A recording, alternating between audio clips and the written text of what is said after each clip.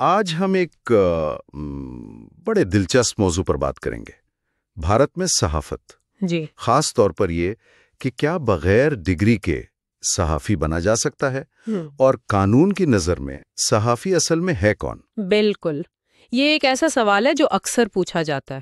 ہمارے پاس کچھ ذرائع ہیں جو اس کے عملی اور قانونی دونوں پہلوؤں کو دیکھتے ہیں۔ جی ہاں، تو سب سے پہلی بات جو شاید کافی لوگوں کے لیے نہیں ہو، وہ یہ کہ ذرائع بتاتے ہیں کہ بھارت میں صحافی بننے کے لیے کسی ڈگری کی ضرورت نہیں ہے، مطلب قانوناً۔ جی، یہ بات بالکل درست ہے۔ کوئی ایسا قانون نہیں جو کہتا ہو کہ جرنلزم کی ڈگری لازمی ہے۔ تو پھر عملی طور پر کیا ہوتا ہے؟ کیا بس کوئی بھی شروع کر سکتا ہے؟ نہیں، ایسا بھی نہیں۔ دیکھیں، قانوناً ڈگری نہیں چاہیے، لیکن عملی طور پر تجربہ بہت بہت اہم ہے۔ اچھا، زیادہ تر راستے جو ہیں وہ عملی مہارت سے جڑے ہیں۔ کسی میڈیا ہاؤس میں کام کرنا، انٹرنشپ کرنا، رپورٹنگ سیکھنا، لکھنا، پیش کرنا، یہ سب ضروری سمجھا جاتا ہے۔ یعنی ہنر سیکھنا ضروری ہے۔ بالکل، اور ڈیجیٹل دور میں بھی ذرائع بتاتے ہیں کہ تجربہ یا کسی نیٹ ورک سے جڑنا اہم ہے۔ نیٹ ورک جیسے؟ جی، ایک ذریعے میں ذکر تھا لیڈ انڈیا فرنچائز کا۔ شاید یہ مقامی سطح پر کوئی ٹریننگ یا نیٹ ورکنگ کا موقع فراہم کرتے ہوں۔ تو مطلب عملی راستے ہیں، لیکن وہ محنت اور تجربے سے ہی کھلتے ہیں۔ صحیح۔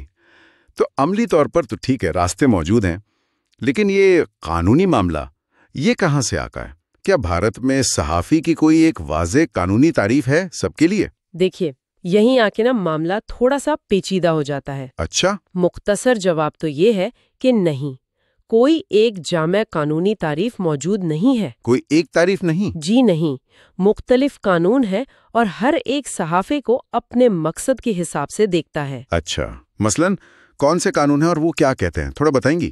جی، سب سے اہم اور شاید پرانا قانون ہے ورکنگ جرنلسٹ ایکٹ 1955۔ یہ ورکنگ جرنلسٹ کی تعریف کرتا ہے، یعنی وہ شخص جو کسی اخبار کے ادارے میں کل وقتی ملازم ہو۔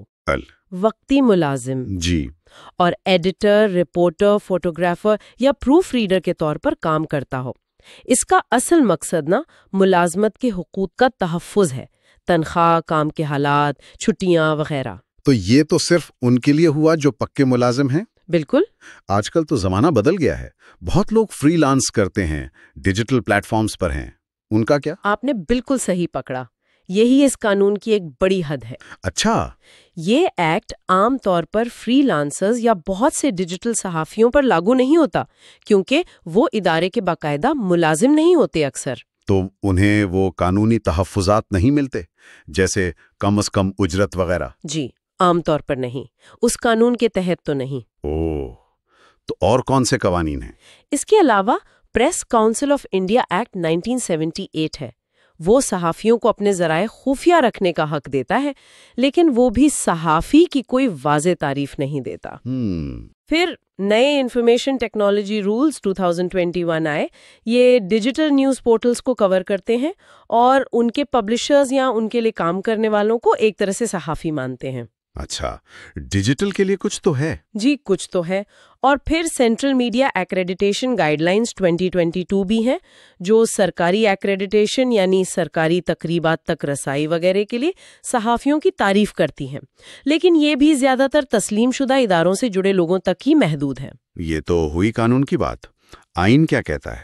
آئین ہند میں صحافیوں کے لیے کوئی خاص ذکر، کوئی تحفظ؟ دیکھیں، آئین براہ راست صحافی کی اصطلاح استعمال نہیں کرتا یا تعریف نہیں کرتا۔ اچھا، البتہ آرٹیکل 19(1)(a) ہے جو تمام شہریوں کو اظہار رائے کی آزادی دیتا ہے۔ جی، اور سپریم کورٹ نے کئی بار، جیسے ایک مشہور کیس ہے اسکالر پیپرز بمقابلہ یونین آف انڈیا، اس میں واضح کیا ہے کہ پریس کی آزادی اسی آرٹیکل کا حصہ ہے۔ یعنی خبریں دینے کی آزادی؟ بالکل، خبریں جمع کرنے اور پھیلانے کا حق تسلیم شدہ ہے، لیکن یہ آزادی بھی مطلق نہیں ہے۔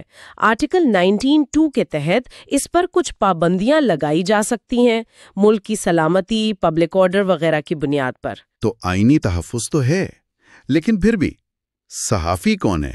اس کی کوئی ایک قانونی تعریف نہیں ہے۔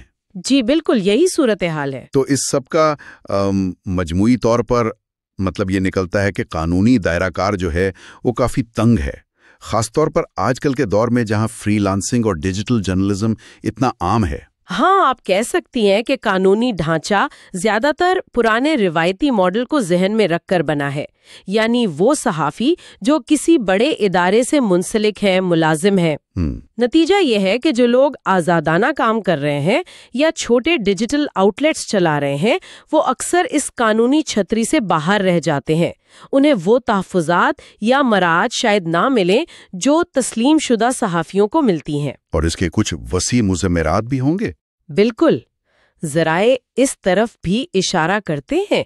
بھارت کا پریس فریڈم انڈیکس میں مقام وہ تشویشناک رہا ہے۔ جی، میں نے پڑھا تھا 2023 میں کافی نیچے تھا۔ جی، 180 میں سے 161واں۔ اور ذرائع میں یہ بھی ذکر ہے کہ بعض اوقات صحافیوں کے خلاف سخت قوانین جیسے بغاوت کا قانون یعنی دفعہ 124A یا UAPA انلافل ایکٹیویٹیز پریونشن ایکٹ، جی، ان کے مبینہ استعمال کی باتیں بھی سامنے آتی ہیں۔ تو جب قانونی تعریف ہی واضح اور جامع نہ ہو تو غیر رسمی دائرے میں کام کرنے والوں کے لیے مشکلات اور بڑھ سکتی ہیں۔ تو آج کی ساری گفتگو کا خلاصہ اگر کریں تو یہ ہے کہ بھارت میں صحافت میں آنا عملی طور پر ممکن ہے۔ ڈگری لازمی نہیں، لیکن تجربہ اور مہارت بہت ضروری ہے۔ جی بالکل۔ لیکن دوسری طرف قانونی طور پر صحافی کون ہے، اس کی تعریف بہت محدود ہے۔ زیادہ تر ان لوگوں پر لاگو ہوتی ہے جو تسلیم شدہ اداروں کے ملازم ہیں۔ صحیح۔ اور یہ صورتحال خاص طور پر فری لانس اور ڈیجیٹل صحافیوں کے لیے کافی چیلنجنگ ہو سکتی ہے۔ بالکل، اور یہ ہمیں ایک اہم سوال پر لا کر چھوڑتی ہے۔ جی، کہ جس تیزی سے ڈیجیٹل میڈیا بدل رہا ہے، معلومات بنانے اور پھیلانے کے طریقے بدل رہے ہیں، کیا اب وقت نہیں آ گیا کہ صحافی کی قانونی تعریف پر نظر ثانی کی جائے؟ ایک جامع تعریف؟ جی، ایک ایسی تعریف جو زیادہ جامع ہو، جو ان نئے کرداروں، آزاد آوازوں، بلاگرز، سٹیزن جرنلسٹ، ان سب کو بھی اپنے دائرے میں لائے اور انہیں مناسب قانونی تحفظ فراہم کر سکے۔ یہ ایک ایسا نقطہ ہے جس پر یقیناً مزید سوچ بچار اور بحث کی ضرورت ہے۔ بالکل، یہ ایک بہت اہم نقطہ